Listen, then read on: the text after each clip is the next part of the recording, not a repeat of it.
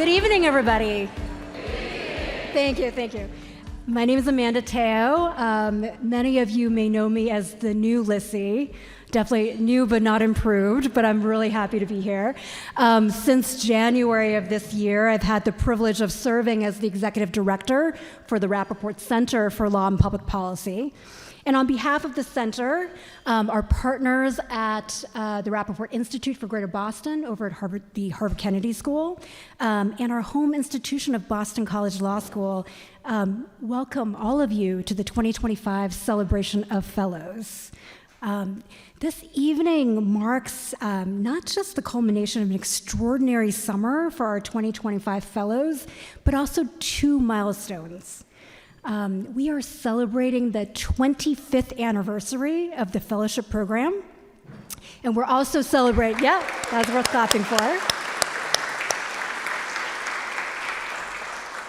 We are also celebrating the 10th anniversary of the location of the Rappaport Center here at BC Law School.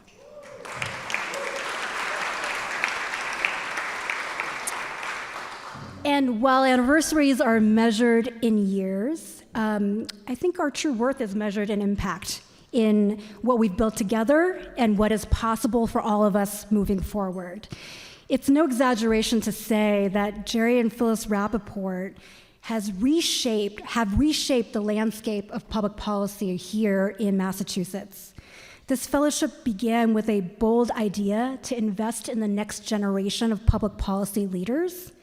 And today, we can see the fruits of that investment all across the Commonwealth. During our experiential learning program a couple of weeks ago, we were inside City Hall. And not only does one of our fellows now serve as the mayor of Boston, but almost every cabinet chief is a Rappaport affiliate or a Rappaport fellow in some way, right? From City Hall to the State House, from nonprofits to public agencies to the courts. This fellowship has become a really powerful engine of civic leadership, thanks to Jerry's founding vision and to Phyllis's steadfast stewardship of this program.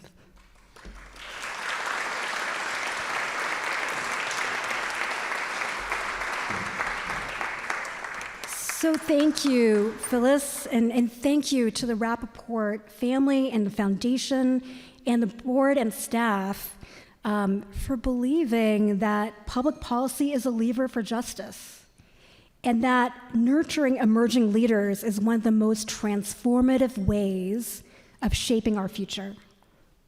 That's worth another round of applause, right?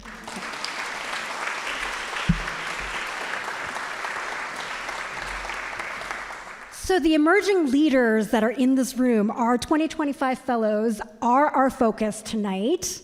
I know they're all a little bit nervous because they have to speak tonight. It's okay, deep breaths, you're all amongst family here. But before we turn to them, I want to shine a light on some of the other people who make their summer experience possible. So some of you know that I spent nearly a decade not finishing an English PhD because I am literally the worst graduate student of all time. But thankfully for all of you, it does not take a PhD in English to know that we should use the active voice, right? Doors don't simply open, right? Doors are open because people open them. And our fellows didn't reach this moment, this night, through happenstance. They're here because so many of you in this room, I would hazard like 85, 90% of you in this room, opened doors for them. And so, first of all, if you served as a mentor or a supervisor this summer, would you please stand? Don't be shy, right? Give yourself a round of applause, and our fellows certainly want you to feel appreciated.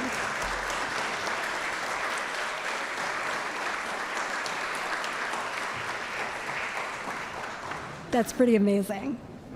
I know our fellows are going to do, in their remarks, they're going to thank you as well, but on their behalf, I want to just say thank you for sharing your time, your expertise, and your advice. Thank you for welcoming our fellows into your workplaces. into your meetings, into your missions. And thank you, most of all, for modeling what bold, creative, and people-centered public policy making and public service looks like. We're really, really grateful to all of you. And I also want to recognize the incredible staff behind the scenes, my brilliant counterparts, Catherine Carlson and Polly O'Brien at the Institute, our faculty directors,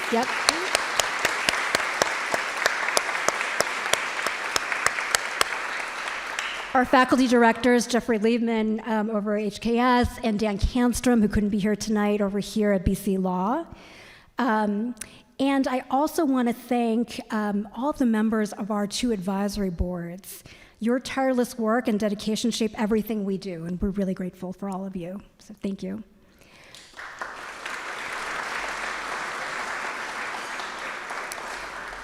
And speaking of partners in this work, it is my honor to introduce our first speaker of the evening, Dean Odette Leno. Dean Leno joined Boston College Law School in January of 2023 as the inaugural Marion D. Short Esquire Dean. Say that really fast. Time's over. After serving as a professor and associate dean at Cornell Law School. She has in such a short amount of time really strengthened BC's mission of providing a stellar legal education grounded in service, and she's been a tireless advocate for the Rappaport Center and a really wonderful support partner to me as I tried to figure out everything from how do I hire to where's the bathroom. So I'm very, very grateful for her. Dean Leno herself has modeled the BC law ethic. As a leading expert in international economic law, she has served as a consultant for the International Monetary Fund, the World Bank, and the United Nations. She's a life member of the Council for Foreign Relations. Her award-winning scholarship and her policy impact are matched only by her commitment to legal education, grounded in service, in justice, and in community. And as a staff member, what I'm most grateful for is by her skilled, principled, and deeply human leadership at a time of profound challenge for legal education, and a time of profound opportunity for the legal profession and the rule of law. Please join me in welcoming Dean Odette Leno.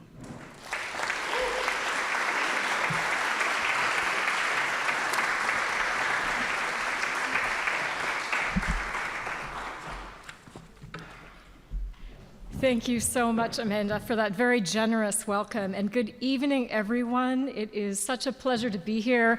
I want to extend a special welcome to our amazing fellows, to their mentors, supervisors, and guests.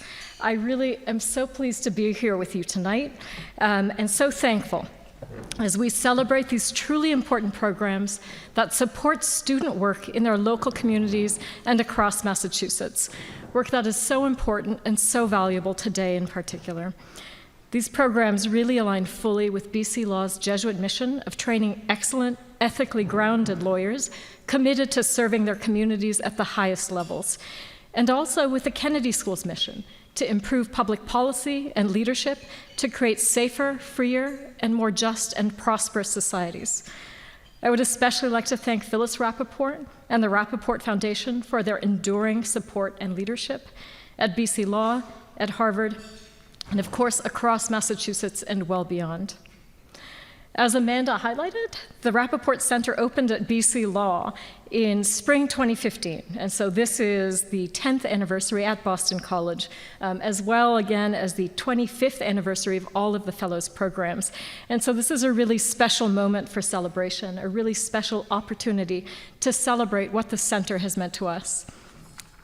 This is a program that has been built and strengthened across leadership teams, all of whom have been so deeply supportive of it, and across multiple facets of the law school, and so deeply integrated into multiple facets of the law school. And in my 3 years, it really has been such a pleasure and an education to hear about and to see all of the ways in which the center has shaped students' lives and has shaped what they're planning to do after graduation. As Dean, it is my great honor to ensure that we help to shape students who give life to a mission of service throughout their careers, however they find themselves located in their careers. And the Rappaport Foundation, a key partner and essential support in that mission, truly has made a generational investment in public leadership. Thanks to its vision and its generosity, students from across Massachusetts are able to see what's possible when legal training meets public service. These summer fellowships are very prestigious, of course, putting them in a position to really succeed. But they're not just that. They're really deeply important launchpads for careers that further the greater good, strengthen democracy, and improve lives, making that seem possible and meaningful to all of them. And many of the graduates in the room tonight now act as mentors and supervisors themselves, giving back to and training the next generation in an incredibly meaningful demonstration of the power of the Rappaport Network. We're very grateful for the strength and unity of this Fellows Network in joining us in this work, gently guiding and supporting students in big and small ways. All of this is so vital to the public servants of tomorrow, true professionals and leaders who are committed to justice and to equal human dignity, and who demonstrate a shared purpose of strengthening the legal foundations for democracy, opportunity, and wise and thoughtful governance. Our legal system is far from perfect, but it plays an absolutely critical role as the framework for individuals, families, and communities' hopes and dreams, and in serving the vulnerable and fostering a more just society. Organizations like the Rappaport Center and its Fellows Program are especially crucial now when states and cities are really taking the lead in responding to major challenges and in need of attorneys who are, in the phrasing of the Massachusetts Rules of Professional Conduct, public citizens having special responsibility for the quality of justice, a responsibility that truly transcends politics and partisanship. So we truly look to all of you, fellows, here with us tonight, to lead us in these efforts in the coming years, to further these ideals, to make our world a better and more just place. But don't worry, you don't have to do it alone. You're joining a distinguished network of more than 700 Rappaport Fellows in this mission, about 300 in law and public policy from our Rappaport Center at BC Law, and 400 more in public policy and finance from the Rappaport Institute for Greater Boston at Harvard's Kennedy School. Truly, together, you are going to move mountains. We know you're going to do amazing things. The class includes incredibly impressive and accomplished students doing truly remarkable work, even in this summer, from the Massachusetts Office of the Child Advocate to the Department of Energy Resources, from Boston Policy and Planning to work in immigration law, the Attorney General's Office, and the Executive Office of Health and Human Services, and so many more. This is truly meaningful and important service that furthers the public good and makes a difference in the lives of the communities and the families you're serving even today. Now, I don't want to keep you from dinner or from listening to the stars of the show, our 2025 cohort of fellows. I'm going to wrap up shortly, but I did want to also add, on behalf of the law school, my thanks also for two people who couldn't attend tonight, but who have been central to the Rappaport Center at Boston College. And that's, of course, Lissy Medvedow for her decade of service as the center's inaugural director, retiring this past January. And Professor Dan Canstrom for his tenure as the center's second faculty director. So we're very grateful for both of them. So I'm really so looking forward to hearing from our fellows this evening who are speaking, and from Phyllis, who's been such a beacon of support for so many in the public service field and a wonderful sounding board even for me as I've started. So thank you, thanks to all of you, and enjoy the rest of the program.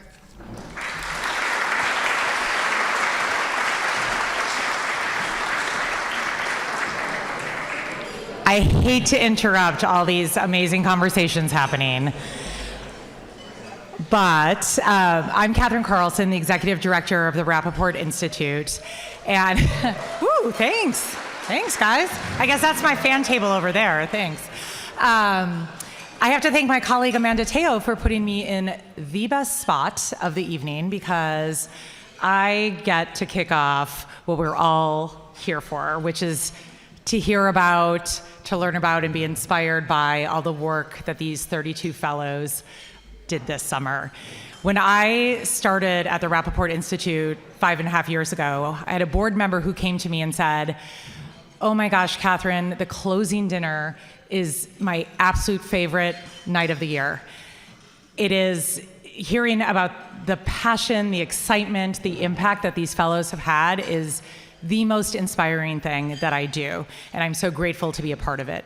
And this is my 6th closing dinner now, and I agree with him. It never fails every year to leave me inspired and hopeful by what you've done this summer and what you'll continue to do after this. And we are so grateful that you're all a part of this Rappaport Fellowship family now. So for the unenviable part of my job as cruise director of this program, this is what is going to happen. We have 32 fellows who are going to tell you for 75 seconds. One of these years, we're actually going to get a clock up there. 75 seconds each. So this is going to be Inspiration Hour, not Inspiration 3 hours. So 75 seconds, you will come up to the podium and tell us about your summer. We're going to start with the fellows at the back row of tables. You can line up in whatever order you'd like. Audience, please, let's hold our applause until the end of that row so that we can hear from everyone and give everyone time. So fellows at the back tables, can you come join me?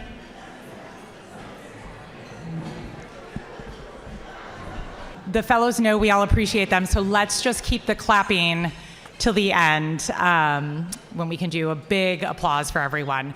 So to kick us off, Nancy, thank you.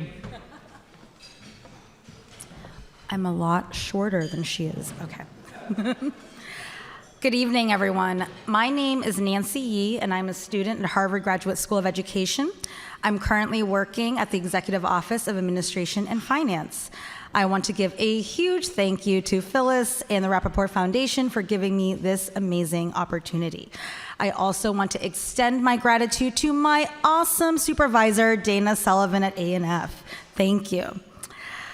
First and foremost, I'm proud early childhood teacher. So working in policy regarding benefits, retirement, and health for this particular workforce is something that is near and dear to my heart. I'm used to making impact inside the classroom and with my students. This summer, I was given the opportunity to be impactful for teachers like myself. As part of the interagency task force, I learned that collaboration is not always easy, but it is essential. And in the spirit of collaboration, I've learned that I can make an impact in different spaces that promote both student learning and teacher well-being. My hope is to continue this work through a field experience placement the coming semester. Thank you.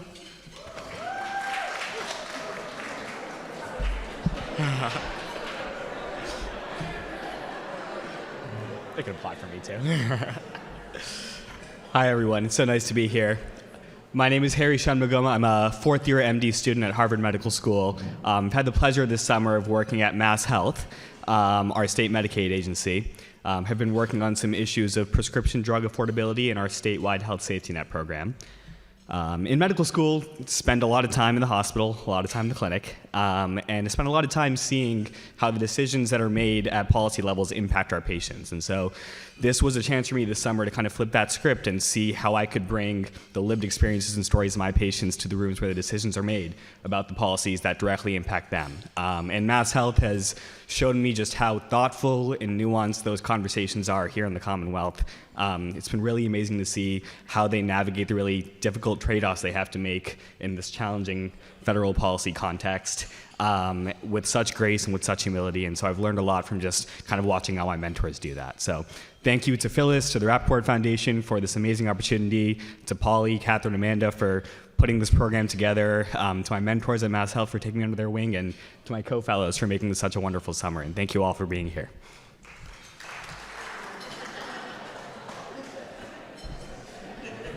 Hello, everyone. My name is Andreas Theodoropoulos. I am a Master's in Law and Diplomacy student at the Fletcher School at Tufts University. And of course, I'd like to extend my gratitude to Phyllis Rappaport and the Rappaport Institute, as well as Polly, Catherine, and all my other fellows who made this summer such a wonderful experience. I was at the AI Hub this summer. I was part of the Mass Tech Collaborative, and there I focused on ecosystem development and the ethical implications of AI within the state. Something I learned very quickly was that working in government means that you have to be flexible and really adjust to all the challenges that come towards you. But I was very encouraged by the amount of enthusiasm and the encouragement that people had to work within AI and to make it a system that works for everyone. So I want to thank again the Institute for allowing me to have this opportunity, and thank you.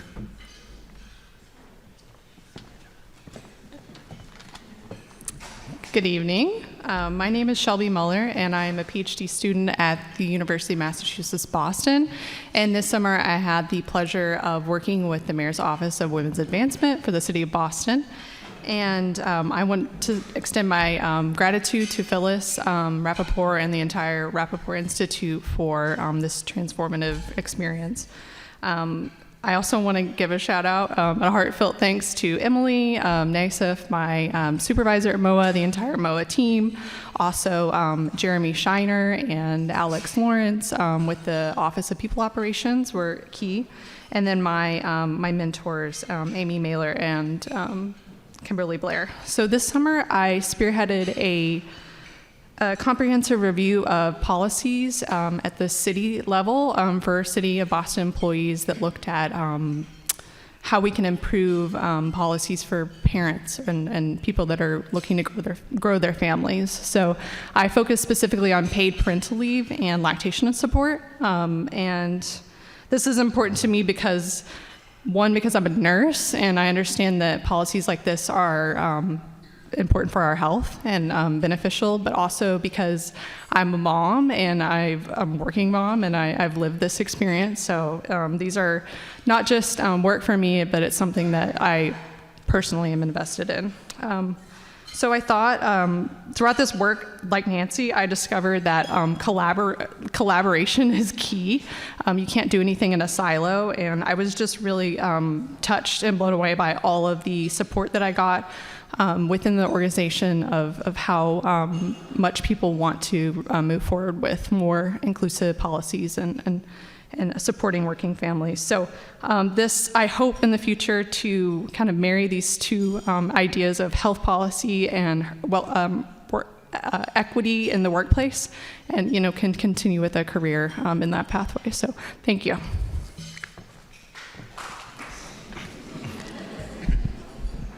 Hi everyone, my name is Jack Slania. I'm a law student at Suffolk Law, and I was placed this summer at the Massachusetts Office for Refugees and Immigrants. And I want to start by thanking Phyllis and the entire Rappaport Foundation for this incredible opportunity, as well as thank Susan Church and Carol Leone from ORI for their steadfast guidance this summer, as well as thank my mentors, Sean Fonts and Janice Smith, for their keen mentorship through the Rappaport program this summer. Working in immigration law right now is certainly not easy. But that being said, it was really inspiring to be able to support the incredible, smart, and caring people of ORI who show up every day to work to do the important work needed to kind of beat back on the attacks on basic due process that are taking place every day, affecting families and neighbors of the Commonwealth.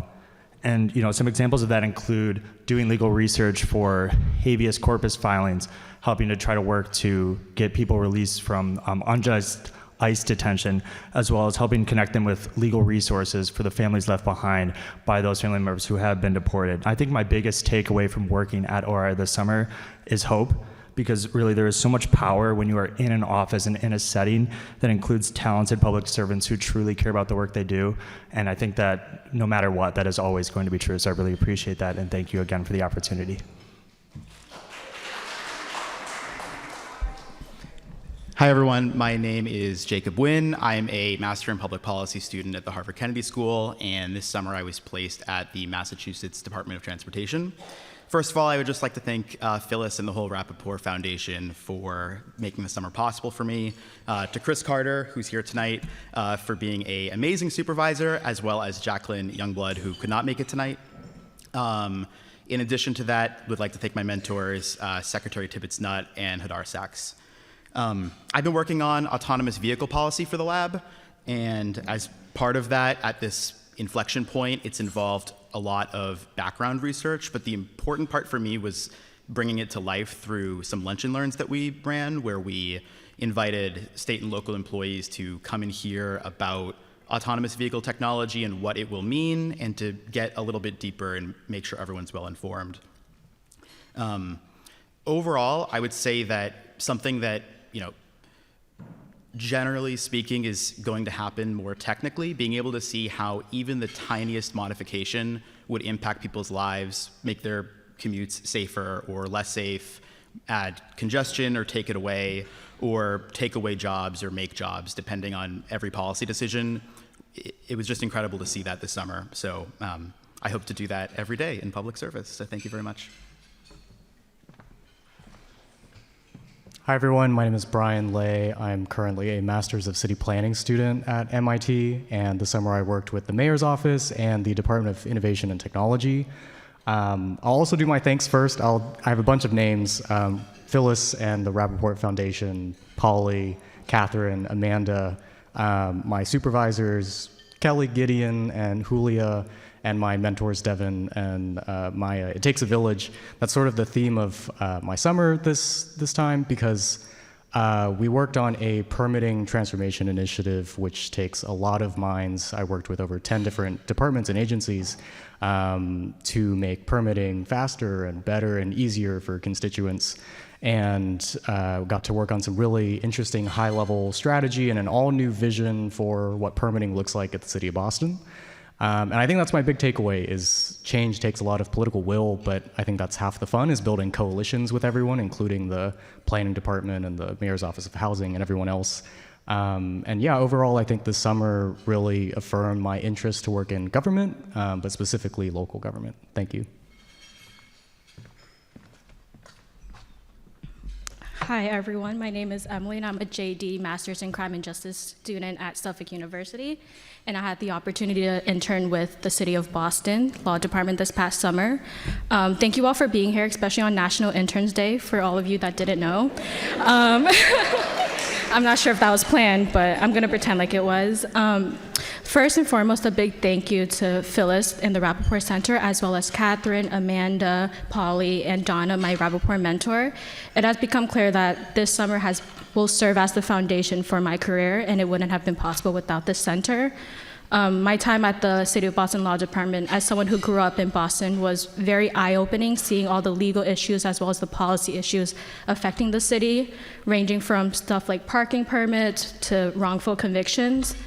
Just this wide range really kind of reveals just how much work there is to be done, but also it's moments like these where we all come together with our different niche issues that shows that this change can happen and will happen, and I'm glad that we get to do it all together.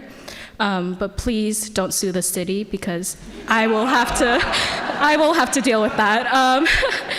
You would probably win, by the way, but yes, it really is amazing to be able to be here today, and thank you all for being here. Thank you.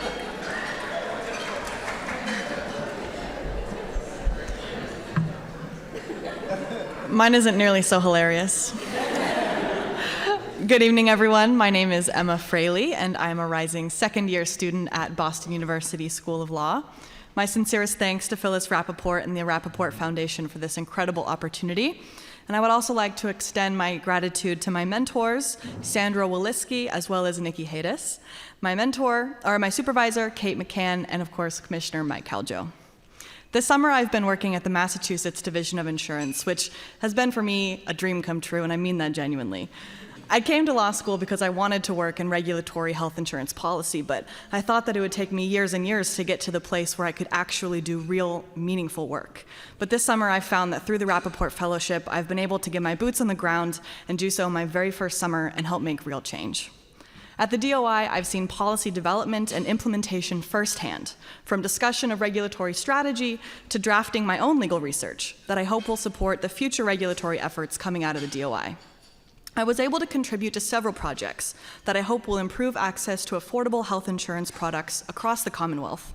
But most importantly, I've seen how good people can work really hard and try to make the system better. I'm so honored to have had this opportunity. Thank you again for the incredible summer. Hi, I'm Grace Shea, a PhD nursing student at UMass Boston. And this summer, I interned at Boston Public Health Commission, and I was focusing on maternal and child health innovation ideas through a policy lens. A special thanks to Phyllis Rappaport and the Rappaport Foundation, especially Catherine and Polly and Amanda. And I would also like to send a grateful gratitude to my supervisor, Dr. Uchena, and my mentor, Matsi, Harris, and also Karen. This internship, I was able to conduct a comparative landscape analysis of maternal health initiative across the big 35 cities, and also develop a policy-driven maternal innovation ideas. And lastly, I was able to survey families to know how they are exposed to the EDCs. And this has really taught me, or this experience has really let me know that how language and trust barriers shape access to services. And that's why there is a need for culturally informed policies. So this internship formally has really deepened my passion for health equity and also maternal health policies. And I would like to confirm that I might work, or I will work at the intersection of research, community engagement, and also public health policy. Thank you.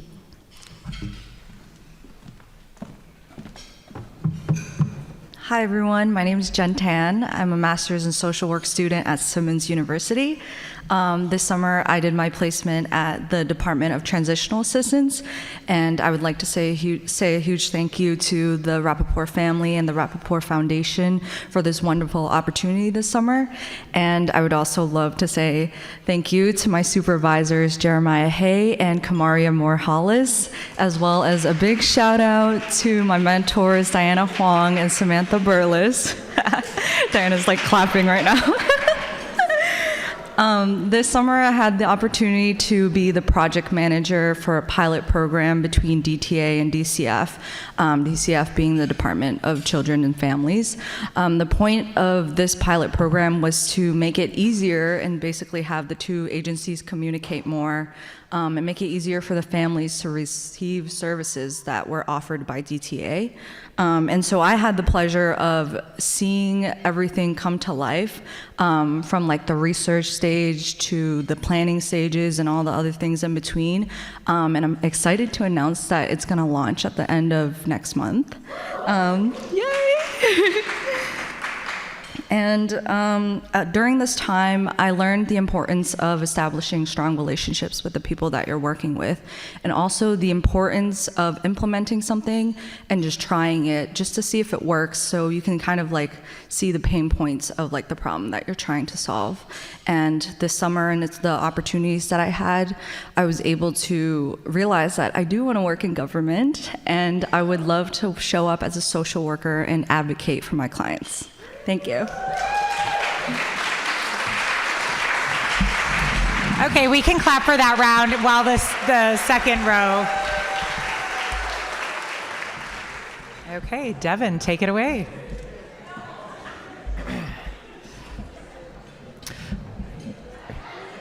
Good evening, everyone. My name is Devin McGoy.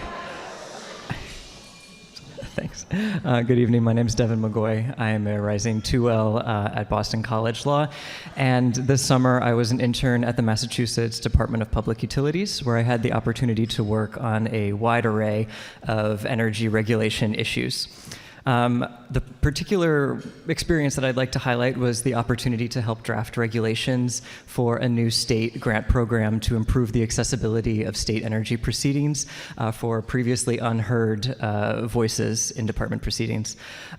This experience was particularly meaningful for me because prior to law school, I worked on environmental justice campaigns to democratize the clean energy transition and to harness it as an opportunity to reduce our societal inequities. So it was particularly meaningful for me to be able to participate in this rulemaking to improve accessibility for state energy proceedings across the Commonwealth. I would like to thank my supervisor, Chief Deputy General Counsel of the department, Janine Vargas, for the opportunity to do this work, my mentors, Mike Caljo and Ben Goldberger, for their support and their mentorship over these past couple months, and to Phyllis Rappaport and the Rappaport Foundation for helping me achieve my goals. So thank you very much.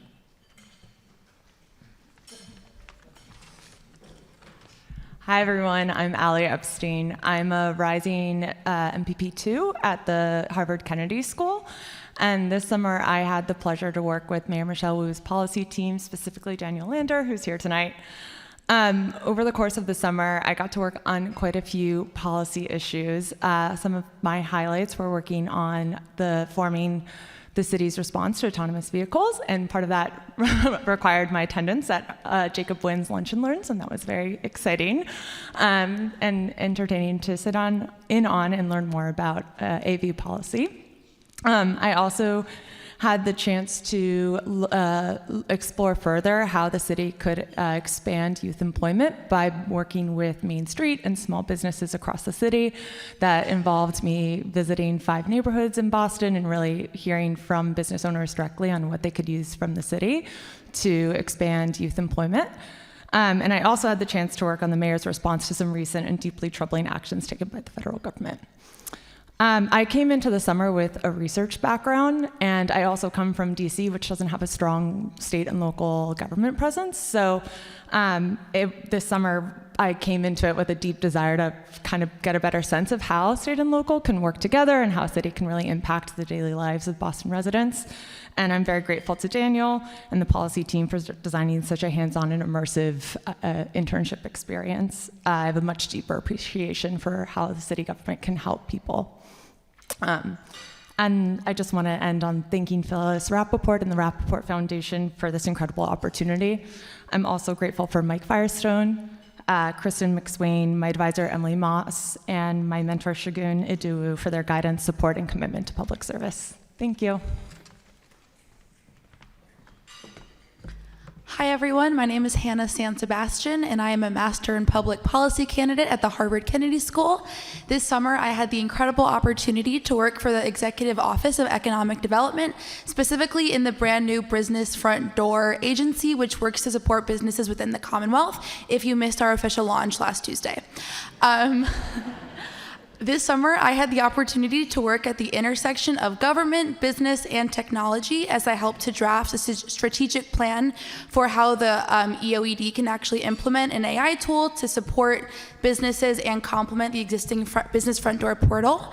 And the most meaningful part of this experience was getting to work with people within state agencies, public quasi-agencies, and the business community to make all of that possible, which really shows to me the intersection and the importance of those public-private partnerships. I do want to thank Phyllis Rappaport and the whole Rappaport family and foundation for all of your support. I've enjoyed this experience so much. Thank you so much, Polly and Catherine, for your support and all the programs you planned for us fellows. We appreciate you guys so much. Thank you to Jeannie, my supervisor, and all the trust she put in me on this plan, and Liz and Jess, my amazing mentors. Thank you guys so much. A little short. Good evening, everyone. My name is Julissa Lewis-Jean, and recently I graduated with my master's in urban planning from the Harvard Graduate School of Design, and prior to that, I got my master's in public health. This summer, I was placed at the Executive Office of Energy and Environmental Affairs, and I got the really neat opportunity to showcase the link between decarbonization and public health, as well as present on how extreme heat, environmental justice can really impact Black maternal health. This work really solidified my interest in urban planning and public health and learning about how where we live, work, and play impacts our health outcomes and what we have access to. I'm super thankful to Phyllis Rappaport and the Rappaport Foundation for this super unique opportunity, and my supervisors, Kara Runston and Oleander Stone. And I also want to give a thank you to my mentors, Kim Janey and Jane Han. I hope to push this work forward past this fellowship. Thank you so much.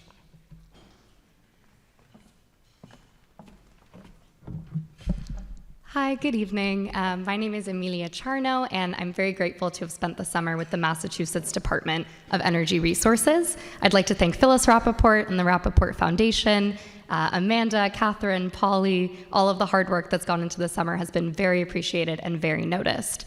I'd also like to thank my supervisors, Joanne Bodemer and Danilo Morales at DOER, as well as my mentors, Joe Curtatone and Kara Runston. So at DOER, I research geothermal energy systems, which are a way to harness the thermal resources and the steady subterranean, like underground temperatures for heating and cooling, and it is a fossil fuel-free infrastructure. Specifically, I work to site a geothermal project in Lawrence, Massachusetts, which in 2018 was the victim of utility negligence as well as a widespread gas disaster that, among other things, devastated hundreds of homes and killed a young boy in the community. So at DOER, I've really had the opportunity to see firsthand what it means to work in a community that is bearing the legacy of pollution as well as real loss. So this summer has really affirmed my commitment to public service, as well as more deeply my understanding of accountability, that once you know, you cannot look away. Thank you.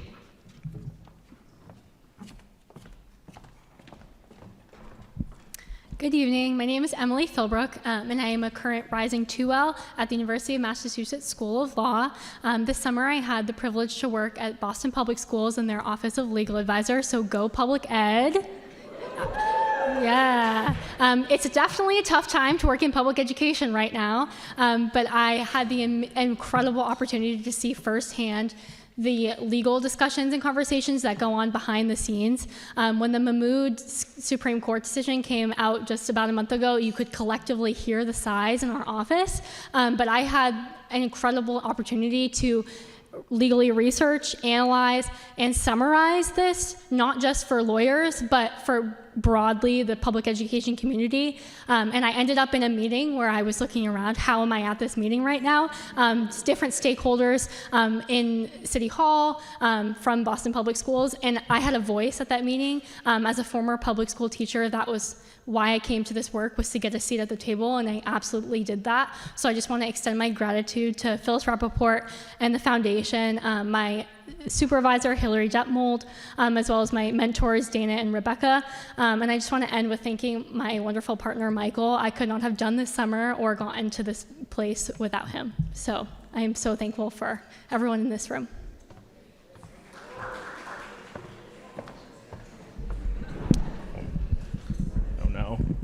There we go. Hi, everyone. My name is Chet Ugney, and I'm a master's in public policy student at the Harvard Kennedy School. And this summer, I was honored to be able to work at the City of Boston's Equity and Inclusion Cabinet. I want to start by expressing my profound gratitude, like many people in this room, to Phyllis Rappaport and the Rappaport family and the Rappaport Foundation, as well as Polly, Amanda, and Catherine, my fellow Wisconsinite, and my supervisors, the dynamic duo of Anle and Natalia Espinosa Tokuhama, who, if you anytime I mentioned to people that I was working for them, they were like, oh, you're in good hands. Like, they're great, across the city of Boston. As well as my mentors, Melissa Threadgill and Kimberly Roten. Thank you all so much for your support and mentorship these last 3 months. I was able to help support the cabinet's work to assess the city's programs, policies, and practices to ensure best practices around existing civil rights law and ensure the city's equity goals and programming can continue into the future to serve all of its residents. And I think throughout this process, as I read through pretty much every program that the city administers. It just made clear how critical municipal government is to people's lives, especially having worked in state government previously.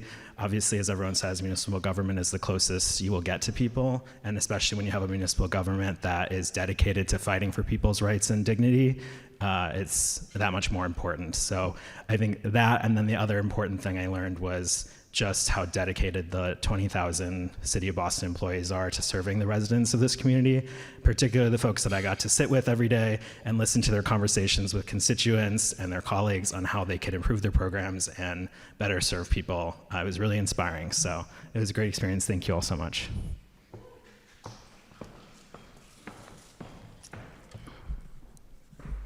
Hi everyone, my name is Arissa Harris and I'm a Rising 3L at Boston University School of Law, and this summer I had the privilege of working in the Governor's Office of Legal Counsel. I would like to thank Phyllis Rappaport, the Rappaport Foundation and family, and Amanda Teo for this opportunity. I'm also thankful to my direct supervisor, Deputy Legal Counsel Dara Kesselheim, and Chief Legal Counsel Jesse Boudou, and all the other attorneys and staff within the office. Finally, I would like to thank my mentors, Anle and Clerk Allison Cartwright, for pouring into me and offering me immense support, guidance, and friendship as I have endeavored on this journey. At the Governor's Legal Office, or GLOW, as it's known around the State House, I learned no 2 days are the same. Within my first week, I witnessed 3 judges being sworn in, attended Governor's Council hearings, and met Governor Maura Healey, all on my second day. Every day at GLOW is different, fast-paced, and exciting. I spent my summer attending hearings, writing memos that addressed new ideas and complex questions, and some days spent my entire days researching time-sensitive questions for an attorney in GLOW to help them prepare for a meeting that afternoon with the governor. During my summer, I learned that state government is constantly moving. It responds to all the people, factors, and circumstances encompassing it. More specifically, I learned that Massachusetts state government not only responds, but also works to prevent problems before they occur, maintaining Mass's status as a leader and innovator in so many fields. This summer, I realized that through creative thinking and dedicated lawyers and people committed to public service, we are able to respond to and survive any difficulties thrown at us, especially thinking about those we face in this current political moment. I'm so excited to take these experiences that I've had and all the interesting things I've learned and projects I've worked on and apply them to my future. Thank you.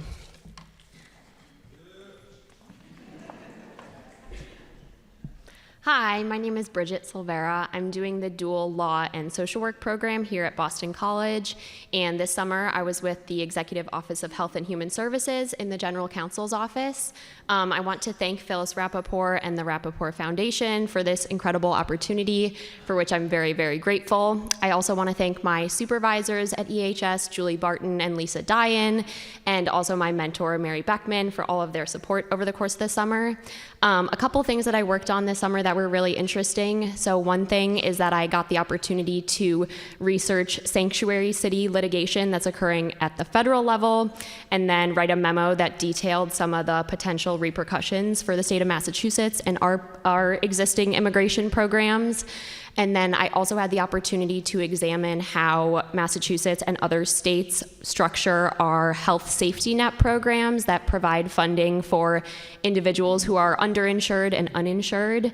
And I think through these opportunities, it was really interesting for me to learn about how critically important it is to have really responsive and reactive policymaking. You know, it's not as flashy as proactive policymaking, but it's really important in a state like Massachusetts, where we already have existing robust programs and policies in place that protect vulnerable communities. And so I learned a lot from this opportunity, and I'm very grateful to have this. Thank you. Hi everyone, my name is Grace Reynolds. I'm an MPH student at Boston University, and this summer I had the opportunity to work at Mass Health.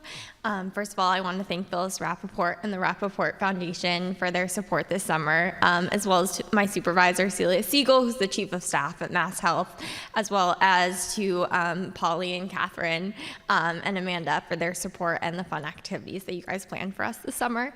My main project that I worked on this summer was looking at emergency department visits on extreme heat days for Massachusetts beneficiaries of Medicaid, and with a particular focus on individuals with chronic conditions, as well as those who live in particularly socially vulnerable communities. And the goal was to use this research to help inform potential mass health policies that could better support people who may be particularly susceptible to extreme heat, which, as we all know, this summer is a quite timely topic. One of my main takeaways from this work was that how important it is to really use research to inform policy. And while research is often very exciting in itself, I am very thankful to Celia and others at Mass Health to really challenge me to think about how research can be used to inform policy and making sure that the questions that we're asking are policy relevant and really applicable to individuals of the programs that we serve. So thank you. Hi everyone, my name is Akash Chopra and I'm a PhD candidate here at Boston College in the Department of Political Science. This summer I had the honor and the privilege of working at the Office of Student and Family Support at the Department of Elementary and Secondary Education. I want to first start off by thanking the Rappaport Foundation, Phyllis Rappaport, as well as the two centers at Harvard and BC. I think this is just an amazing, amazing program, and being a PhD student, I will echo that we don't have many of these programs that build pathways outside academia, so I think this is one of few but very important programs that's out there. As part of my role at the department this summer, I had the opportunity of evaluating and supporting student voice grants. These grants are dispersed amongst over 25 districts in the Commonwealth, and they're focused on bringing youth-centered leadership into the classroom. I also had the unique opportunity of contributing and drafting the state's birth to higher ed bill that they have, and this is actually a pretty prominent and unique opportunity because it builds together supports for social emotional learning, starting from early childhood through K-12, through higher education, and all the way to adult learning. I want to take this moment to thank my supervisors, of which I had 3. Chris, Kristen, and Donna, who's here today. They have been so great in making me feel at home in the department, and their mentorship has just been amazing. One of the most inspiring parts of my fellowship has definitely been visiting the school districts where the grants have been implemented. So I was in Devens one day, I was in Worcester the next day, and I was in Blackstone the other day. The joke around the office was that Akash would have seen every corner of the Commonwealth in these 10 weeks. But yeah, I just want to end by saying that this program has definitely taught me that, especially when it comes to education, persistence is very important, as is adaptability. But also when we think of education, we need to think of more than the student. We need to think of the educators, the superintendents, the families, and how we support them. Because if a family doesn't feel safe, a student won't feel safe either. Thank you.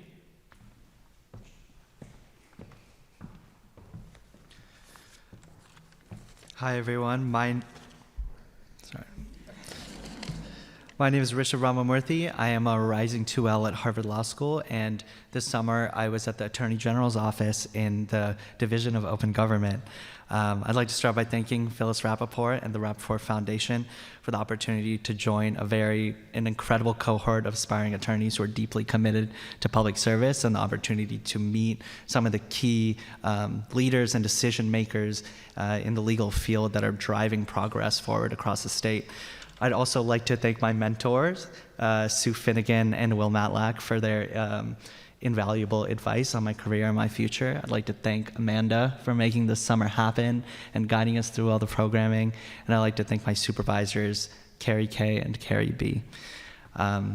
So as part of the Division of Open Government, my main job was to enforce certain transparency and accessibility requirements for public bodies across the state. I watched hours of meetings on different kinds of economic developments happening from Hamilton to Swansea to North Adams to Northampton, kind of getting an inside scoop on what was going on in these various communities. And I also heard about people who felt ignored by their public bodies, who felt like they didn't really have a say in their communities.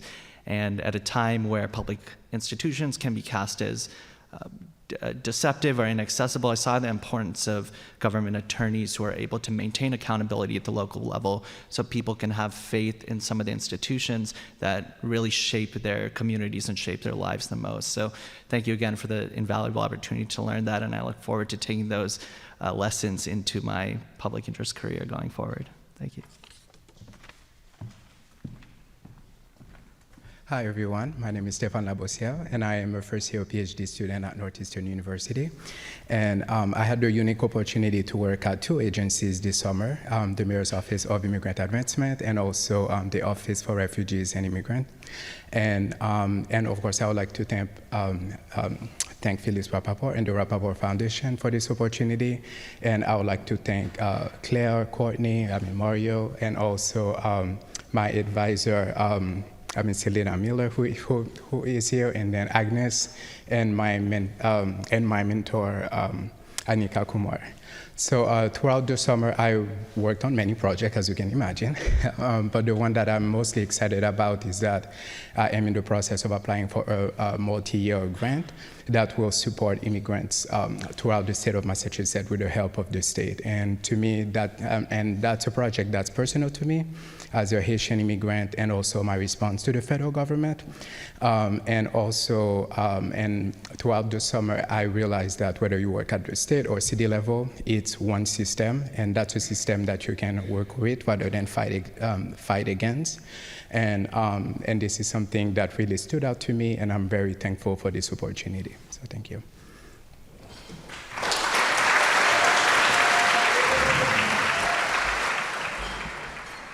And we'll call our last cohort up here. And we'll kick it off with Bernadette. Thank you. Hi, I'm Bernadette Hicks. I'm a student at Harvard Kennedy School, and this summer I worked at the Executive Office of Housing and Livable Communities. I'll start by thanking Phyllis and the Rappaport family, my supervisor Vivian Pham, and Catherine and Polly. This summer I got to work on the diversion program, which helps families at risk of homelessness find stable housing instead of entering shelters. I was able to help organize and facilitate a series of listening sessions across the state. I got to meet providers, people with lived experience, and other stakeholders. I then took those findings and summarized them into a report, which I just submitted to Vivian, so we'll see. And it really helped me understand the state's role in this kind of work. The state has such an important role in funding and overseeing all these sorts of programs. It also helped me understand more about how housing's central to so many aspects of people's lives. It affects your health, your safety, so many things. And as homelessness is increasingly criminalized, it's important to focus on these programs. So I'm hoping to spend my career working on these sorts of issues. Thank you. Good evening, everyone. My name is Katrina Jackowitz. I am a rising 3L at Northeastern Law School, and this summer I worked with the Executive Office of Education. I'd like to start by thanking Phyllis Rappaport and the Rappaport Foundation for the invaluable opportunity to explore the intersection of public policy and law in the education space. I'm also grateful to the entire advisory board for their contributions to the program, to Executive Director Amanda Teo for her leadership and support this summer, my supervisors Stephanie Leader and Abby Fee for teaching me how to become a better advocate and an attorney, and to my mentors Anthony Benedetti and Virginia Benzin for sharing all of their insight and advice. Throughout my time at EOE, I worked on several projects from ensuring access to education for incarcerated students to analyzing and comparing state laws to better understand the rapidly changing federal landscape. These initiatives allowed me to continue to do work that centers those at the heart of these issues. I learned that access to these spaces, especially in state government, is a privilege that not everyone is afforded. Having a voice this summer on these projects was empowering, and I am proud to have been in a program that recognizes that and opens doors for diverse communities. This experience affirmed my passion for ensuring everyone has access to a high-quality education and providing resources for marginalized groups. I will continue to center the experiences of those that I work with and to advocate for policies that improve the lives of our communities. Thank you. Hello, my name is Max German, and I'm a rising 2L at Boston College. And this summer, I worked for the House Committee on Ways and Means. And if you don't know, the Committee on Ways and Means is any bill that has a financial impact on the Commonwealth and goes through the House will go through the Committee on Ways and Means. So I got to sit in a lot of meetings, and from that I learned a lot of things. Two key things stick out. One of them is money matters. In that in Massachusetts, we could have the best policy ideas in the world that make all the sense, but if we don't pay for them or we don't think about the financial impact, that has an impact, that has an effect on us. And two was that politics and policy are inextricably intertwined. Good politics is good policy, and a lot of times in that a lot of policy is made, there's competing interests fighting over for their stakes and fighting for this provision and that provision. So knowing how to do both is incredibly important for building power. And I also read a lot of legislation which was monotonous and tedious at times, it's kind of like reading stereo instructions, but I look at it as now I know how to build a stereo. So that is incredibly empowering. And I'd like to end by thanking Phyllis Rappaport, the Rappaport family, the Rappaport Foundation, and my great mentors, Bill Walzak and Dan Mulhern.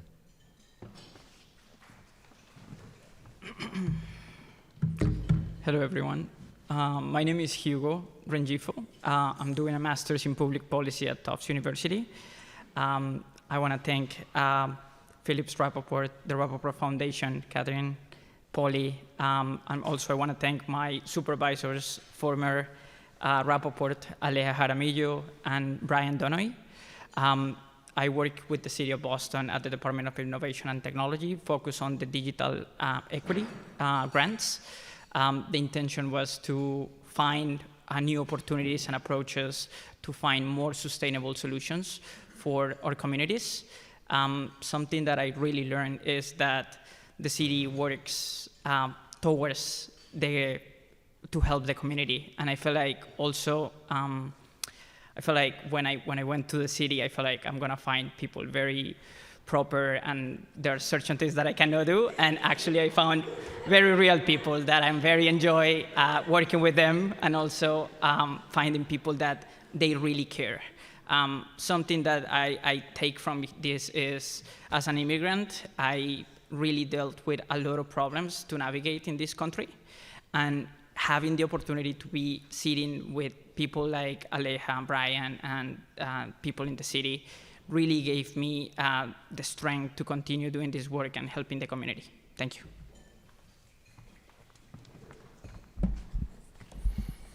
Hello, my name is Christopher Baidu. I am a social work PhD student here at Boston College. And this summer I had the wonderful opportunity of working at the Massachusetts Office of the Child Advocate.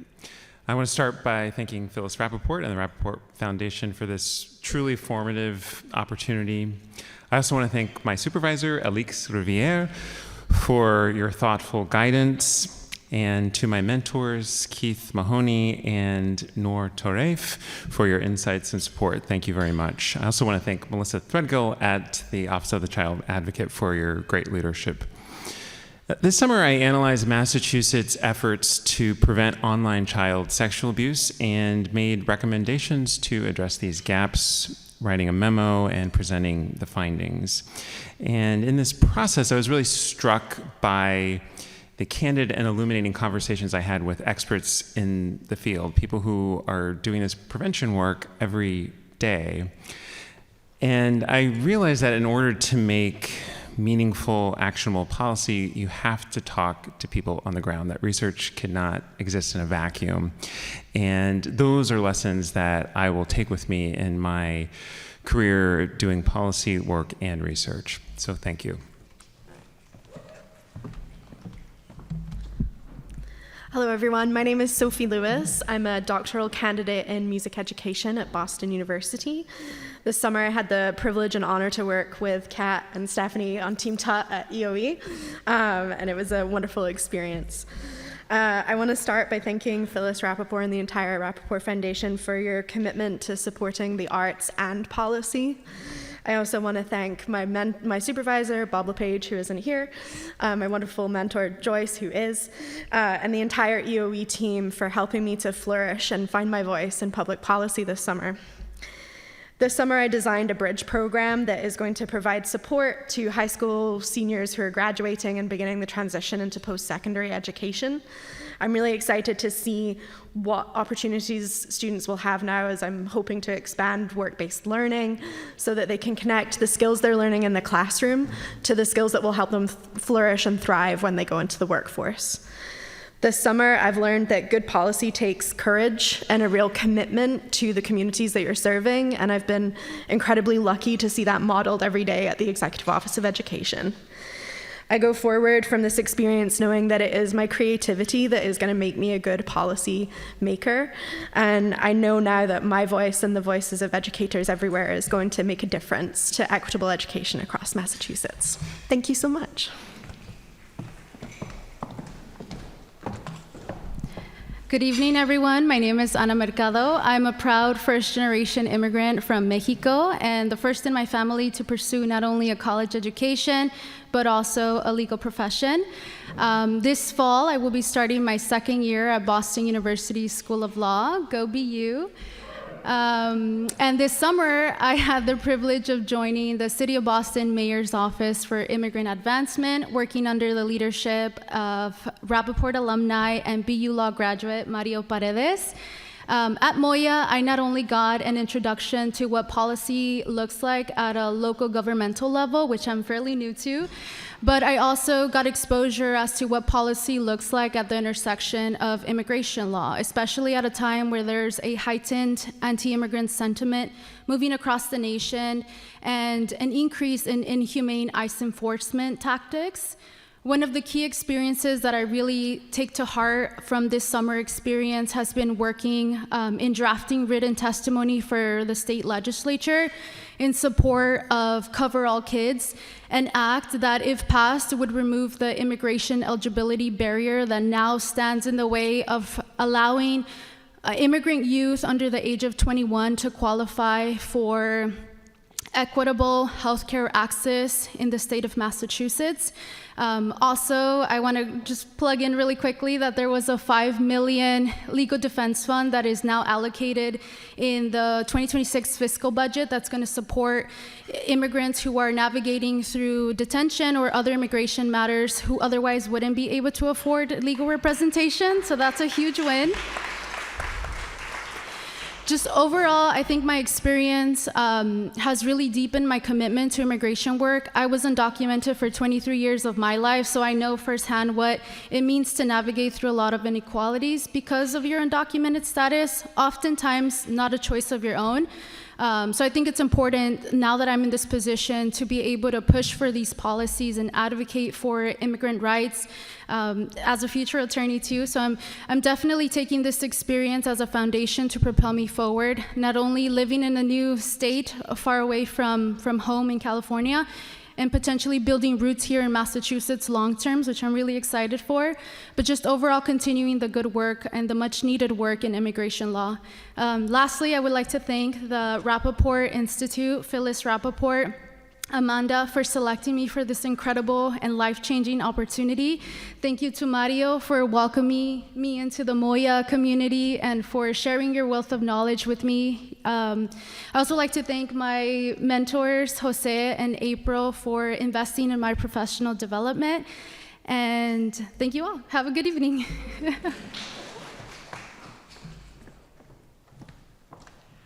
All right, everybody, last one. Make it short. So my name is Alex Shura. I'm a rising 3L at Harvard Law School. Picking up where we left off, I'd like to thank Phyllis Rappaport and the Rappaport Foundation. It is amazing what this name and this fellowship has done across the city over the last 20 plus years. people all across the Commonwealth know the Rappaport name and recognize the dedication of the fellows, their mentors, the board members. So it's just an incredible program, and I'm so glad that it is so strong and so vibrant as we see here tonight. I'd also like to thank my mentors and my supervisors. They gave me incredible opportunities this summer. I had my first argument in front of a judge, motion for judgment on the pleadings up in Lowell. It was an OUI case, and it was amazing to me how much care and attention the attorneys in my office put into a driver's license revocation, just trying to make sure that we got the law right, that we did the right thing, that we upheld the rule of law, and that we made sure that everyone got their fair day in court. I had another opportunity to watch a similar process in the National Institutes of Health case in the district court. You might have read about Judge Young. He had some strong words for the government. And I saw in that courtroom the same thing that I saw up in Lowell, the same attention and care to upholding the rule of law and to trying to make sure that everybody has a fair shake, that nothing arbitrary or capricious can come between good researchers and the important work that they're trying to do. So it was an amazing summer, and I want to thank you all for giving me and for giving all of us this opportunity. Thanks.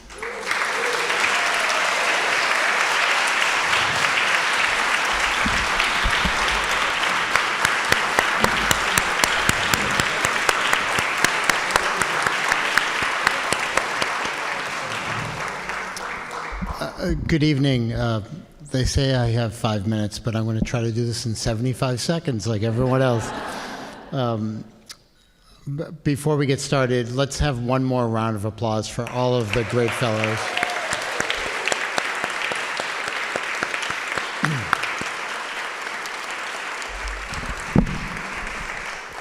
My name is Mike Caljo, and I am the chair of the advisory board of the Rappaport Center for Law and Public Policy. I hadn't planned to do it this way, but I think I'm going to tell you what I've learned over the 2 decades of service on the Rappaport Center Advisory Board and the last 10 years of service with BC Law School. First of all, I will say I have never seen this program as strong as it is now, and it's because of the combination and energy that both Harvard University and BC Law School have provided to the stalwart support that the Rappaports have given this program. And so thank you for your leadership, Dean. Thank you, Harvard University, for your continued commitment. It's a privilege to be here tonight celebrating all of our great fellows and marking the great work that they've done over this summer. As a mentor this summer, I should say my day job is Commissioner of Insurance for Massachusetts. My passion is the Rappaport Center, and it has been for a long time. You might tell. This summer, I had the pleasure to be a mentor to Devin McGoy and a supervisory governmental agency to Emma Fraley, and I saw firsthand what an exceptional cohort this group of fellows is. I've seen over the course of my own career how rewarding it is to serve the public, and I know how important it is to support the people who are just beginning that journey. That's what makes this fellowship so powerful. It doesn't fund just a job. It nurtures leaders. It connects them with mentors. It gives them a glimpse of how they can build meaningful careers and give back to government and policy. And that's now more important here in Massachusetts, in state government, in local government, more than ever, ever, ever. None of that would have been possible, and this goes to what I have learned over the course of 2 decades, without the vision, generosity, and persistence of Phyllis Rappaport and the late Jerry Rappaport. Jerry and Phyllis were an amazing team. And Phyllis now holds firm the principles that strong, ethical, and innovative leadership are essential to the future of our Commonwealth. As chair of the Rappaport Foundation, she has invested deeply in institutions and individuals who strengthen our public life through the Center at Boston College Law School, the Institute at Harvard Kennedy School, and a broad portfolio of philanthropic support across healthcare, education, the arts, and civic innovation. But I think what I admire most about Phyllis, and frankly Jerry before her and with her, is her unwavering belief in people. And both Phyllis and Jerry have that special sparkle in their eye, and they know that leadership doesn't emerge fully formed. It is shaped, it's supported, and she has created opportunities for hundreds, thousands of students to discover not only what public service looks like, but what public leadership looks like and can continue to become. It continues to evolve and grow, and it meets the challenges of the day. And 10 years ago, it was Michelle Wu being fostered and grown by this program. And today in this room, there will be leaders who will take us far beyond where we are today to meet the challenges that we have to meet. Phyllis, I am personally grateful, and we are all grateful for your clarity of purpose, your deep civic commitment, and your unrelenting optimism about what the next generation can accomplish. Jerry may have initiated the Rappaport Foundation's work in this space, but its continuing evolution and success are very much due to your leadership. So without further ado, please join me in welcoming and thanking Phyllis Rappaport.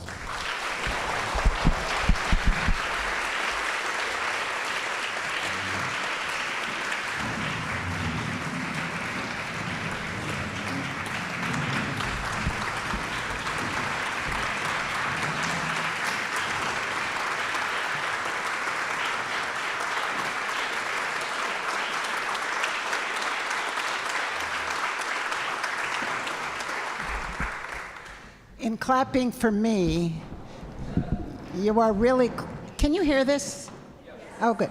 In clapping for me, you're really clapping for all the terrific graduate students that we heard today.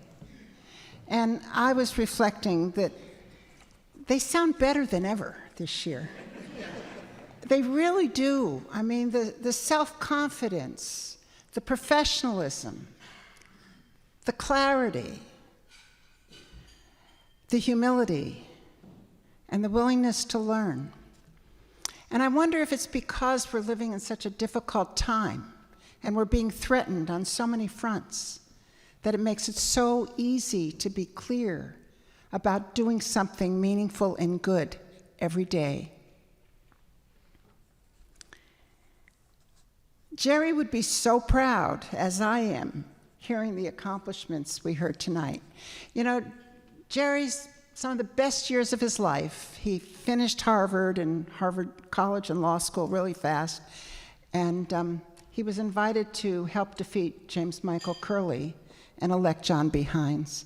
And then he was an assistant to the mayor in the old City Hall where we got married. He had an office upstairs, and he accomplished so much. Boston was as bad as Detroit was maybe 10 or 15 years ago. People were leaving. 128 existed. There were jobs elsewhere. And the city was a mess, really. And so there was lots of opportunity to make it look better and to do good. And after that, he really was committed to city and state government. And he knew all the mayors since John B. Hines, and Michelle Wu, we met her when she finished her summer fellowship. We invited her. We were at an advisory board. You were probably there, Mike, and she came and she spoke, and Jerry, of course, followed her and rooted for her to become a city councilor. And she was elected mayor the month before he died, so he was pretty proud of that. And so, as Amanda said, this program came from his very bold desire to engage top talent from the great academic institutions of this city and direct you to address key problems in state and local government. And we always loved hearing you graduates, you graduate students at this dinner, because you've become rock stars. And that's why we give these pins. Our foundation logo is a laurel wreath, like the Olympic laurel wreath. And you are our Olympic stars. And I'm really happy that many of you said that your fellowships demonstrated that you can influence policy and drive change, even at a young age. And many of you will become one of our many alums, hundreds of alums in state and local government. That includes senators, representatives, mayors, judges, civic leaders, cabinet members, and nonprofit leaders. And I do understand that Rappaport alums are a force to be reckoned with at Boston City Hall, and I love hearing that.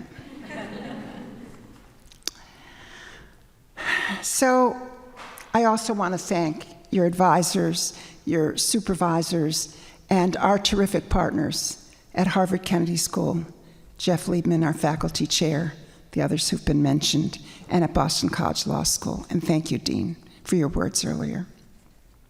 So I'll tell you a little bit more about our philanthropy. In addition to the summer fellows, we also fund 2 Boston area officials to pursue public policy graduate degrees at the Kennedy School.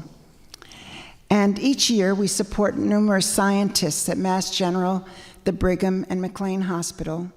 They do research in neurodegenerative diseases and mental illness. And this year we made a transformative gift for funding innovative science in teams across these institutions. We've invited them to think of some of their toughest problems, and then doctors compete to see who will actually help solve these problems. We do celebrate contemporary artists through a Rappaport Cash Prize, which is awarded annually by the DeCordova Sculpture Park and Museum. And we have 2 MacArthur Genius Awards from that pool. We contribute to Empath, which helps women gain economic independence, and the Valedictorian Project, which enables Boston valedictorians to succeed in college and beyond.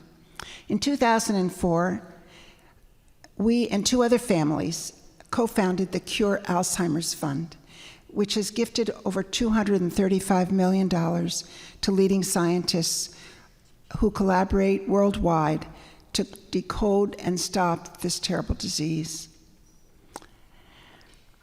We're proud of the many ways that you and other Rappaport Fellows may break new ground, challenge societal and medical norms, give voice to the disenfranchised, and improve opportunities for economic growth in our state and local governments. And I hope that the experience that each of you had this summer will help you excel in whatever path you choose. As Jerry said, public service is great. We hope you join, but it doesn't have to be a life sentence.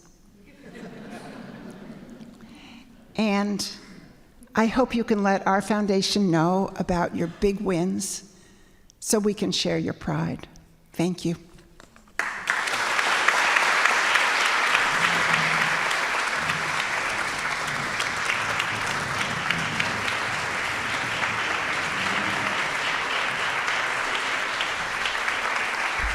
I forgot something. I forgot to thank my team. I have a wonderful team of people. They are here. Tim Medlock and Janelle, are you here? And there's some others. She's here, Janelle, yes.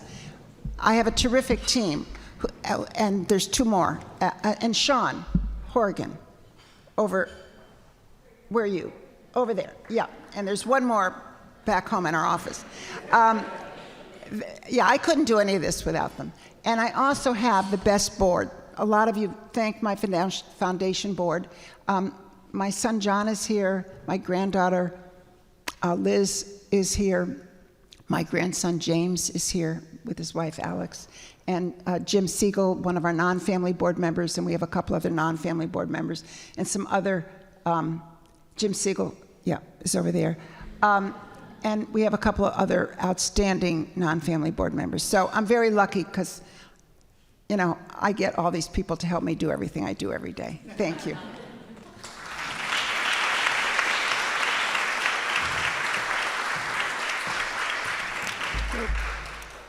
Thank you, Phyllis, for those moving words.